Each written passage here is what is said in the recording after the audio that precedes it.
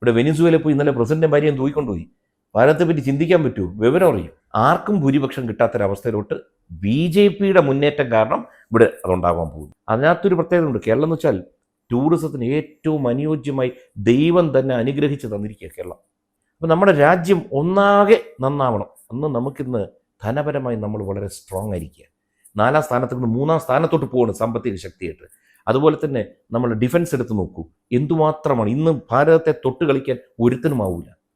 ഇവിടെ വെനിസുവേല പോയി ഇന്നലെ പ്രസിഡന്റ് ഭാര്യയും തൂക്കിക്കൊണ്ടുപോയി. ഭാരതത്തെ പറ്റി ചിന്തിക്കാൻ പറ്റുമോ? വിവരം അറിയും. അത്ര ശക്തമാണ് ഭാരതം. അപ്പോൾ ഭാരതത്തിൻ്റെ ഒരു ഏരിയ അല്ല വികസിക്കേണ്ടത്. ഭാരതം വികസിക്കുമ്പോൾ അതിൻ്റെ ഭാഗമായ കേരളവും അതുപോലെ വികസിക്കണം. അതിനകത്തൊരു പ്രത്യേകത ഉണ്ട്. കേരളം എന്ന് വെച്ചാൽ ടൂറിസത്തിന് ഏറ്റവും അനുയോജ്യമായി ദൈവം തന്നെ അനുഗ്രഹിച്ച് തന്നിരിക്കുക കേരളം. ഒരു സൈഡ് വെസ്റ്റേൺ ഗട്ട്സ് മല, അവിടെ നിന്ന് താഴോട്ട് ഇറങ്ങിക്കഴിഞ്ഞാൽ നിറച്ച് ആറുകൾ, നദികൾ, ഡാമുകൾ, ഇത് കഴിഞ്ഞാൽ കടൽ. ഇത്രയും സുന്ദരമായ ഭൂമിക്ക് പ്രകൃതി തന്നെ അനുഗ്രഹിച്ചതൊരു സ്ഥലമുണ്ടോ?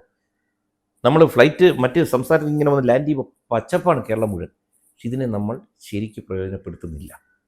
ഇപ്പോൾ ടൂറിസം മേഖലയിൽ തന്നെ എടുത്ത കടപ്പുറം എടുത്താൽ സ്പോർട്സ്, അതായത് വാട്ടർ ടൂറിസം ഉണ്ട്. നമ്മൾ ഗോവയിൽ പോയി നോക്കൂ, എല്ലാ സൗകര്യമുണ്ട്. എന്താ ഇവിടെ ചെയ്യാത്തത്? അപ്പം ഇതിനെ നമ്മൾ കേരളത്തിനെ മറ്റ് നമ്മുടെ സംസ്ഥാനങ്ങൾ വളരുന്നതിൻ്റെ ഒപ്പം വളർത്തി ഭാരതം ഒന്നാകെ വിജയിച്ച് കണ്ടാൽ മാത്രമേ നമ്മുടെ രാജ്യം രക്ഷപ്പെടൂ. അപ്പോൾ എന്തിന് കേരളം വികസിക്കണമെന്ന് ചോദിച്ചാൽ കേരളം ഭാരതത്തിൻ്റെ ഭാഗമാണ്. നമുക്ക് 5 വിരലുണ്ട്. ഈ 5 വിരലിൽ ഒരു വിരലിന് മുറിവേറ്റാലും കൈക്ക് വേദന എടുക്കും.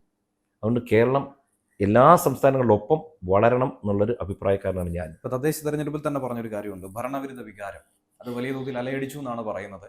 പാർട്ടിയും ആദ്യം നിരസിച്ചെങ്കിൽ പോലും CPM അത് പിന്നീട് ശരിവെക്കുന്ന ഒരു സാഹചര്യം ഉണ്ടായി. CPI അത് ആദ്യമായി തുറന്നടിക്കുന്ന ഒരു സാഹചര്യം ഉണ്ടായി. UDFനും മെച്ചപ്പെട്ടൊരു സ്ഥിതിയാണ് തവണ ഉണ്ടായിരിക്കുന്നത്. BJPക്കും സമാനമായി തന്നെയാണ്, വളർച്ച തന്നെയാണ് 2 പാർട്ടികൾക്കും ഉണ്ടായിരിക്കുന്നത്. അപ്പോൾ നിയമസഭാ തെരഞ്ഞെടുപ്പിൽ ഈ ഭരണവിരുദ്ധ വികാരം എത്രത്തോളം തിരിച്ചടിയാവും? പ്രത്യേകിച്ച് ഈ സ്വർണ്ണക്കൊള്ള അടക്കമുള്ള വിഷയങ്ങൾ ഏറ്റവും ഒടുവിലെ സംഭവം വരെ എത്തി നിൽക്കുകയാണ്. തിരിച്ചടി ഉറപ്പാണല്ലോ. പക്ഷേ ഈ തിരിച്ചടി ആർക്കൊക്കെയാണ് വരാൻ പോകുന്നത് നമുക്കറിയില്ല. കാരണം നമ്മളിപ്പോൾ ഈ സ്വർണ്ണക്കൊള്ള ശബരിമല കേന്ദ്രീകരിച്ചാണ് നമ്മളെല്ലാം വായിക്കുന്നത്. ശരിയായൊരു അന്വേഷണം നടത്തിക്കഴിഞ്ഞാൽ കാസർഗോഡ് തൊട്ട് പാറശാല വരെയുള്ള സർവ്വ ക്ഷേത്ര സ്വത്തുക്കളും ഈ കാലാകാലങ്ങളിൽ ഇരു കൂട്ടരും അടിച്ചുകൊണ്ടിരിക്കുകയാണ്. കഴിഞ്ഞ ദിവസം ശ്രീ സുരേന്ദ്രൻ പറഞ്ഞ പോലെ അടിച്ചതൊരാളാണെങ്കിൽ വിറ്റത് വേറൊരാളാണ്. ഇത് രണ്ടുപേരും ഒന്ന് തന്നെയാണ്. ഇപ്പം തന്നെ പല കേസുകൾ പൊന്തി വന്നുകൊണ്ടിരിക്കുന്നുണ്ട്. ഇപ്പോൾ പുനർജനി എന്ന് പറഞ്ഞൊരു കേസ് പൊന്തി വരുന്നു. ഞാൻ ചോദിക്കുന്നത്, ഈ ഫണ്ടുകളൊക്കെ പിരിച്ചത് എവിടെ പോയിരിക്കുന്നത്? ചുരൽമല കേസിൻ്റെ ഫണ്ടുമൊക്കെ. അപ്പോൾ ഈ 2 കൂട്ടരും നമ്മൾ രണ്ടെന്ന് പറയുന്നു. ഇതൊരു വലിയൊരു തട്ടിപ്പല്ലേ? ഈ കേരളം വിട്ടാൽ ഇവർ ഇന്ത്യ മുന്നണിയിലെ സഹോദരങ്ങളല്ലേ? അപ്പോൾ ഇവർ രണ്ടിനും കച്ചവടത്തിലും എല്ലാത്തിലും ഒരുമിച്ച് നിൽക്കുന്നത്. അതിനെ നമ്മൾ എത്രത്തോളം എക്സ്പോസ് ചെയ്യുന്നു അത്രയും വലിയ വിജയം ഭാരതീയ ജനതാ പാർട്ടിക്കാണ് ഉണ്ടാവാൻ പോകുന്നത്. ഒരു കാര്യം എഴുതി വെച്ചോളൂ, എൻ്റെ ഒരു കണക്കൂട്ടൽ പ്രകാരം അടുത്ത നിയമസഭ ഒരു തൂക്ക് മന്ത്രിസഭയായിരിക്കും. ആർക്കും ഭൂരിപക്ഷം കിട്ടാത്തൊരവസ്ഥയിലോട്ട് BJPയുടെ മുന്നേറ്റം കാരണം ഇവിടെ അതുണ്ടാകാൻ പോകുന്നു. ഇതാണ് എൻ്റെ ഒരു പ്രൊഡിക്ഷൻ. കാരണം വെച്ച് കഴിഞ്ഞാൽ ഇരു കൂട്ടരും കള്ളന്മാരാണ്, കൊള്ളക്കാരാണ്. ഇവരങ്ങോട്ടും ഇങ്ങോട്ടും പറയുന്നേ ഉള്ളൂ.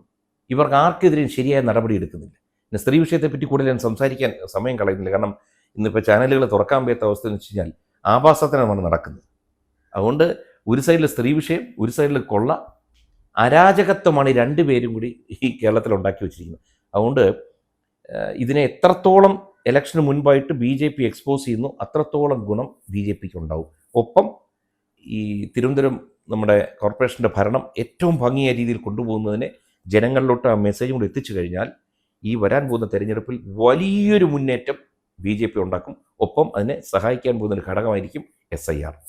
ഇപ്പോൾ തിരുവനന്തപുരം കോർപ്പറേഷൻ പറഞ്ഞപ്പോൾ വലിയ വിവാദങ്ങൾ തന്നെയായിരുന്നു അതിനുശേഷം നമ്മൾ കണ്ടത്. ആദ്യം മേയർ ആരെന്ന ചോദ്യമായിരുന്നു. അതിനുശേഷം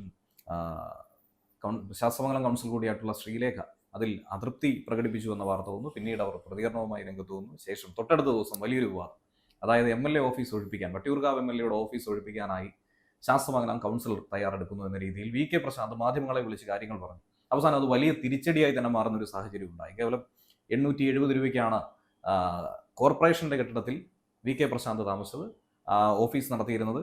അതും 1 വർഷത്തെ വാടക കുടിശ്ശികയോടുകൂടി. ഇത്തരത്തിൽ തിരുവനന്തപുരം കോർപ്പറേഷനിൽ തന്നെ കോടികളാണ് നികുതി ഇനത്തിലും വാടക ഇനത്തിലും പിരിച്ചെടുക്കാനുള്ളതെന്നുള്ള വാർത്തയും തൊട്ടടുത്ത ദിവസങ്ങളിൽ പുറത്തു വന്നിരുന്നു. ഇപ്പോൾ നിലവിൽ വട്ടിയൂർക്കാവ് MLA സ്ഥലം വിട്ടു മാറുന്നു, മരുതൻകുഴിയിലേക്ക് പോകാൻ തയ്യാറാണ് എന്നാണ് ഇന്ന് രാവിലെ മുതൽ വരുന്ന നമ്മൾ കാണുന്ന വാർത്ത.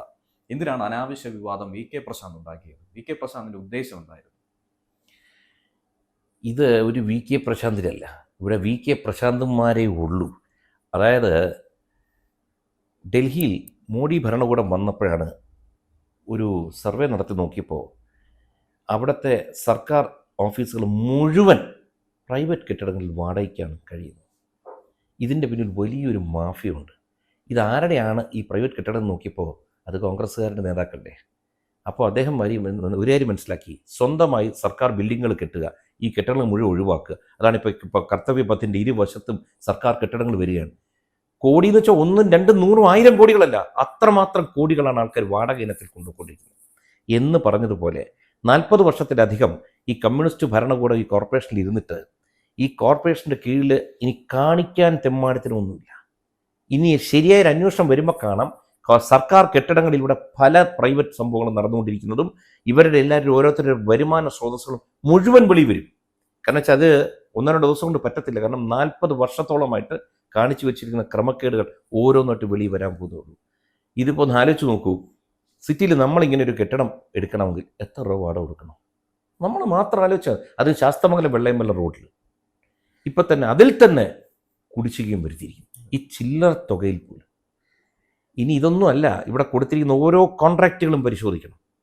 ഇപ്പം തന്നെ വട്ടിയൂർക്കാവിൻ്റെ അകത്ത് റോഡ് വികസനം എന്ന് പറഞ്ഞ് മൊത്തം റോഡ് ഇടിച്ചിട്ടിരിക്കുക, ഇരുവശമുള്ള കെട്ടിടങ്ങൾ. ശരിക്കും പറഞ്ഞാൽ നമ്മൾ വണ്ടിയിൽ ഇങ്ങനെ പോയ ഏതോ യുദ്ധം നടന്നിരിക്കുന്ന ഒരു ഭൂമിക്കകത്തൊരു പോകുന്ന പോലെ. 7.5 വർഷം ഇദ്ദേഹം MLA ആയിട്ടിരുന്നു. ഈ 7.5 വർഷവും ഇവിടെ ഭരിക്കുന്ന സർക്കാർ ഏതാണ്? ഇദ്ദേഹത്തിൻ്റെ കമ്മ്യൂണിസ്റ്റ് പാർട്ടി തന്നെ. ഈ 7.5 വർഷത്തിലും ഇവിടുത്തെ കോർപ്പറേഷൻ്റെ ഭരണം ആർക്കായിരുന്നു? ഇതേ കമ്മ്യൂണിസ്റ്റ് പാർട്ടിക്ക്. ഈ നമ്മൾ ഡബിൾ എഞ്ചിൻ എന്ന് പറഞ്ഞ ട്രിപ്പിൾ എഞ്ചിൻ സർക്കാരായിട്ട് പോലെയാണ് ഇവർക്ക് ഭരിക്കാമായിരുന്നതും എന്തൊക്കെ മാറ്റങ്ങൾ വരുത്താമായിരുന്നു. ഈ 7.5 വർഷം കഴിഞ്ഞിട്ട് ഇന്നും അവിടെ ഇടിച്ചിട്ടിരിക്കുന്നല്ല. ഇതെപ്പോൾ പണിയാൻ പോകുന്നു? പേരൂർക്കട ഫ്ലൈ ഓവർ എന്ന് പറഞ്ഞു, എപ്പോൾ പണിയാൻ പോകുന്നു? വട്ടിയൂർക്കാവ് ജംഗ്ഷൻ രാവിലെ 3.5 മണിക്കൂർ, വൈകുന്നേരം 3.5 മണിക്കൂർ അവിടെ നിശ്ചലമാണ്. ഒരൊറ്റ കടകളിൽ പോയി സാധനം വാങ്ങിക്കാൻ വയ്യ. കച്ചവടക്കാർക്ക് കടകൾ കൂട്ടേണ്ട അവസ്ഥ. ഒരൊറ്റ ആളെ പുനരധിവസിപ്പിച്ചിട്ടില്ല.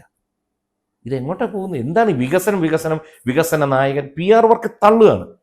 ഇതെവിടെയാണ് ഇവിടെ വികസനം നടന്നിരിക്കുന്നത്? പറയുമ്പോൾ ചിലപ്പോൾ ഒരു 30 പേജൊക്കെ അടിച്ചു കളയും വികസനത്തിൻ്റെ പേരും പറഞ്ഞു. ഇലക്ട്രിക് ബസ് വന്നു, ഇതെല്ലാം കേന്ദ്രത്തിൻ്റെ സംഭവങ്ങൾ എടുത്തിട്ടാണ് ഇവർ പറയുന്നത്. ലേബൽ മാറ്റുന്നൊരു പരിപാടിയാണ്. അപ്പോൾ ഇത് ജനങ്ങൾ മനസ്സിലാക്കി കഴിഞ്ഞിരിക്കുന്നു. അതിൻ്റെ റിസൾട്ട് ഉണ്ടാവാൻ പോകുന്നത് അടുത്ത നിയമസഭയിൽ നോക്കിക്കോളൂ.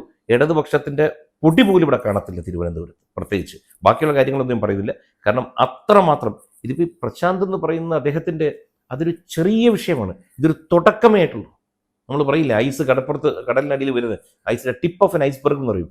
അടിയിലോട്ട് പോയാലുണ്ടല്ലോ വൻ അഴിമതി, അതായത് പകൽക്കൊള്ള എന്നല്ല, തീവട്ടിക്കൊള്ള എന്ന് പറയും. അത് നടന്നുകൊണ്ടിരിക്കുന്ന മുഴുവൻ വെളിയിൽ വരും.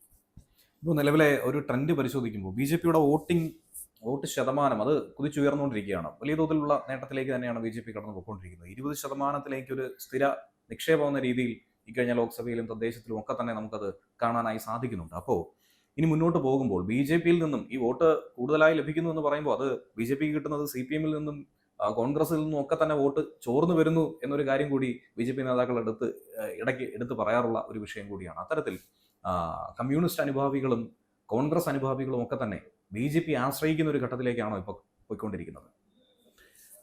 കാരണം ഇതിനകത്ത് മനുഷ്യരിൽ നല്ലൊരു ശതമാനവും വിശ്വാസികളാണ്, ദൈവവിശ്വാസികളാണ്. ഇപ്പോൾ കമ്മ്യൂണിസ്റ്റ് പാർട്ടി ദൈവമില്ല എന്നൊക്കെ പറഞ്ഞാൽ പോലും നമ്മൾ മനസ്സിലാക്കേണ്ട ഒരു കാര്യമുണ്ട്. സ്ത്രീ ശക്തി എന്നൊരു സംഭവമുണ്ട്. ഈ വീടുകളിലൊക്കെ സ്ത്രീകളുണ്ട്.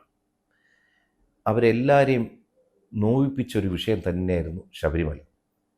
എന്നിട്ടും അത് ഒരിടക്കാലത്ത് ആൾക്കാരൊന്നും മറന്നു തുടങ്ങിയിരുന്നു.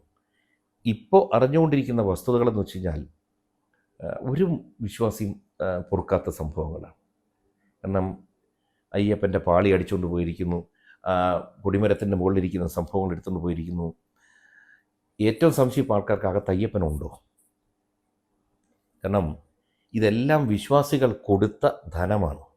അതായത് വിശ്വാസികളുടെ സ്വത്താണിത്. അവിശ്വാസികളായ കമ്മ്യൂണിസ്റ്റുകാരാണ് വിശ്വാസികളെ നിയന്ത്രിക്കുന്നത്. ഇത് നല്ല രീതിയിൽ ആൾക്കാർക്ക് വേദനിക്കുന്നൊരു കാര്യമാണ്. അവർക്ക് ആകെ കാണിച്ചു കൊടുക്കാവുന്നത് ഇലക്ഷൻ സമയത്താണ്. അവിടെ അറസ്റ്റ് ചെയ്തിരിക്കുന്ന ആരെയൊക്കെയാണ്? മുൻ പ്രസിഡന്റ്മാർ. ഇവരെല്ലാം കമ്മ്യൂണിസ്റ്റ് പാർട്ടിയുടെ അംഗങ്ങളായിരുന്നു, വലിയ സ്ഥാനങ്ങൾ വഹിച്ചവരായിരുന്നു. ഇതാണ് തിരിഞ്ഞു കൊത്തിക്കൊണ്ടിരിക്കുകയാണ്. ഇത്രയും നാൾ അവിടെ സ്ത്രീ പ്രവേശനം എന്നും പറഞ്ഞൊരു തെമ്മാടിത്തരം കാണിച്ചു.